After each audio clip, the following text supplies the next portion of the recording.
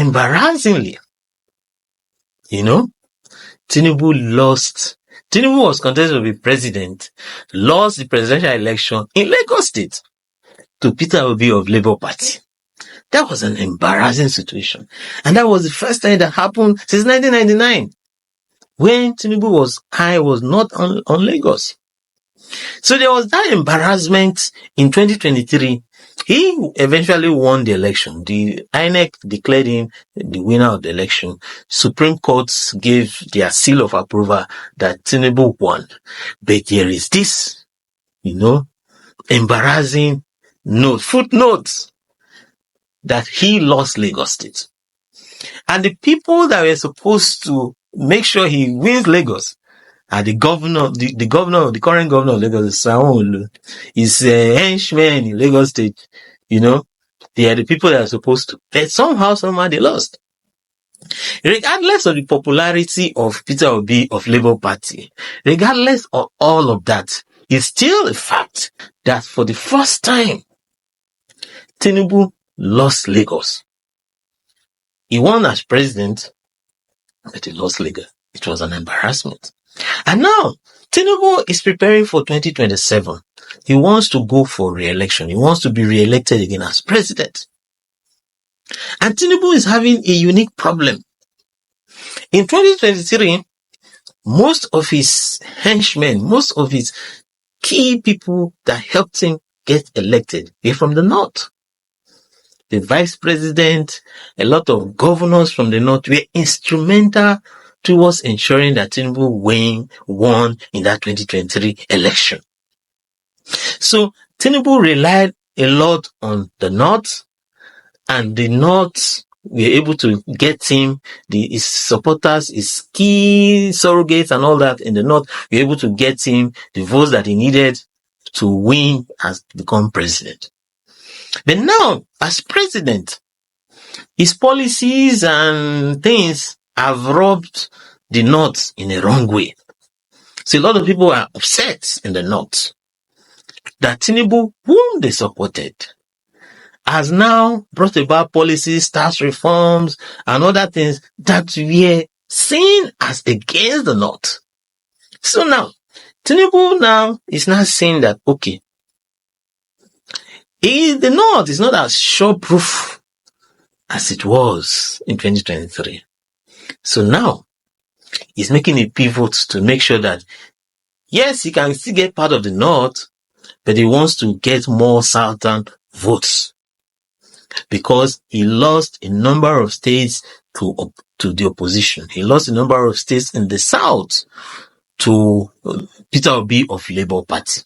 He lost Lagos, he lost some of those southern states, and he doesn't want to repeat that mistake. Especially now seeing the problems he's having in the north, which he, as a master strategist, is trying to resolve. He wants to get those southern states that he lost, into his fold. And that's why you see there's been a push to get those southern governors, many of whom are in opposition parties, to leave the opposition and come to APC.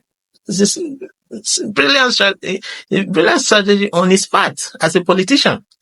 Because look at Delta State. Delta State has been traditionally PDP for many years. And the former governor, Okowa, was arrested, was invited or had issue with EFCC and all that. There was a lot of pressure on Delta State. The current governor, Sheriff, defected along with the former governor. The governor of Akwa Ibom State is defecting. Is effectively defecting. You understand? And other governors, there are rumors that other governors from the south would also defect to APC. So you now have him trying to get more support from the south so that he can get more votes from the south than he did in 2023 to add to whatever votes he can get from other parts of the country, which is not so sure of the way things are. So now, here is a president who needs the south, who needs the southern votes. And here's the president who knows he lost Lagos in 2023 and he doesn't want to lose Lagos again. So now, he knows that it's important for him to keep his house in order. His house is Lagos State, his home advantage. And you have a governor, is somebody he put as governor, orchestrating a move to remove a key political figure who he feels is an ally of him, to remove him without his say so. You understand? So it's obvious that the president is upset. How will the removal of Obasa help him in his re-election? And it's been clearly said that why Obasa was reinstated is because of 2027. That Obasa has some strategic strongholds in Lagos State. There are some places in Lagos State where Obasa has much popularity and support. And Tinubu has calculated that he needs Obasa to deliver those parts of Lagos State. And Obasa was removed. He has gotten Obasa back as speaker, but all is not well. All is not well because feathers have been ruffled. A lot of things have been exposed. And now you have a president that feels that because Sanwo-Olu will finish his term as second term, he will soon leave as governor of Lagos State. There is the issue of who will succeed Sanwo-Olu. And the president is now looking at, I don't want somebody who can backstab me like this to be the person to determine who is the next person to be the governor of Lagos State. The president wants to play the cards. And now wants to treat, in my opinion, Sanwo-Olu as a pariah, as somebody who is, this person, yes, he's governor, but he's not in the inner caucus again. So that's public ceremony where you see Tinubu snubbing Sanwo-Olu. It's a message to other people in Lagos, to other of his supporters, to other stakeholders that, see, this man is no longer with me. You understand?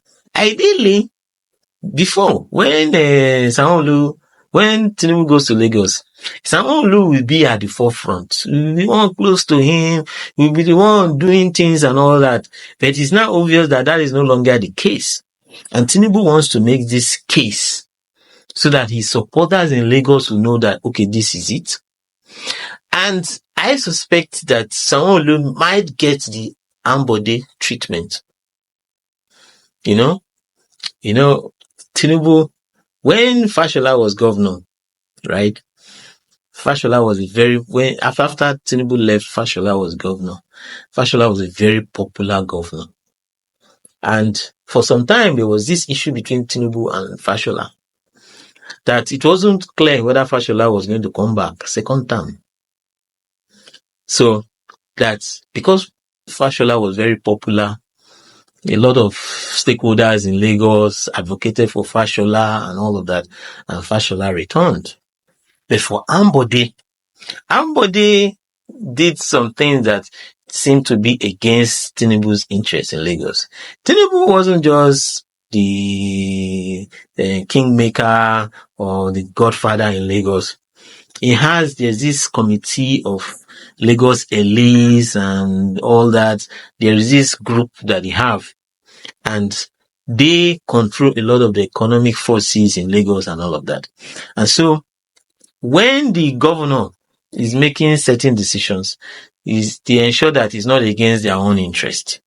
And so Ambode made some decisions that seemed to be against all those strong men and all of that. And they resolved that Ambode will only be governor for one term. Tried as he may, Ambode tried and tried and tried. He didn't succeed. He ended up being one-term governor.